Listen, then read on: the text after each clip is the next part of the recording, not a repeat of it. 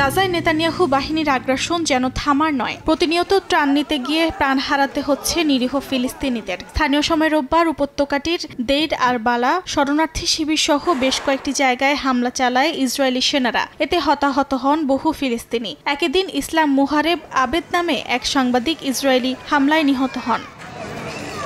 এদিকে ফিলিস্তিনের স্বাধীনতাকামী সংগঠন হামাসের সশস্ত্র শাখার মুখপাত্র আবু উবাইদাকে লক্ষ্য করে সামরিক অভিযান চালানো হয়েছে বলে জানিয়েছেন ইসরায়েলের প্রধানমন্ত্রী বিনিয়ামিন নেতানিয়াহু। সামরিক সেনারা এবং শিনবেট গৃহ নিরাপত্তা গোয়েন্দা সংস্থা যৌথভাবে এই অভিযান পরিচালনা করে। ইসরায়েলের প্রতিরক্ষা মন্ত্রী ইসরায়েল কাটস বলেন, ইসরায়েলি সেনাবাহিনীর হাতে হামাসের সশস্ত্র শাখার মুখপাত্র আবু উবাইদা নিহত হয়েছেন। তবে এই বিষয়ে কোনো মন্তব্য করেনি হামাস। ইসরায়েলের সেনা প্রধান আওয়াল জামির বলেন, হামাসের বিরুদ্ধে আরও তীব্র অভিযান চালানো হবে, লক্ষ্যবস্তুতে আঘাত করা হবে, আরও সংরক্ষিত সেনা গাজায় পাঠানো হবে, পাশাপাশি আন্তর্জাতিক পর্যায়ে থাকা হামাসের নেতৃত্বকেও নিশানা করা হবে বলে জানান তিনি।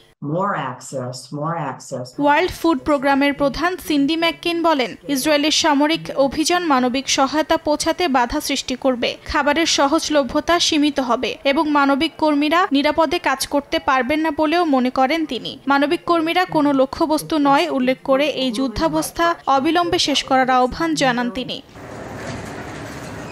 জাতিসংঘের ত্রাণ ও কর্মসংস্থান সংস্থা UNRWA জানায়, আশ্রয়কেন্দ্র না থাকায় গাজা সিটি বাসিন্দারা দক্ষিণে যেতে পারছে না। স্থানীয় পরিষেবাও প্রায় অনুপস্থিত। এই পরিস্থিতি মানবিক সংকটকে আরও গভীর করছে বলে জানায় সংস্থাটি।